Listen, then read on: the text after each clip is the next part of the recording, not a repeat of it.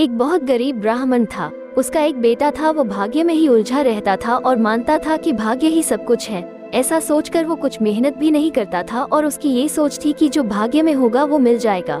एक दिन वो ब्राह्मण अपने बेटे को मंदिर ले गया। वहाँ उसने मंदिर के पुजारी से पूछा कि भाग्य और कर्म का क्या रिश्ता है, ये आप मेरे पुत्र को समझाओ।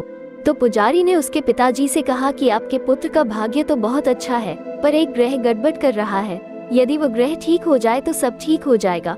तो ब्राह्मण ने कहा उसके लिए क्या करना होगा। तो पुजारी कहते हैं कि इस गांव में एक कुआं खोद दो, उससे गांव वालों को पानी मिल जाएगा और आपसे एक नेक काम हो जाएगा। तो वो दोनों बाप बेटे कुआं खोदने लगे और कुछ दिनों बाद उसमें पानी आ गया और एक घड़ा भी निकल आया।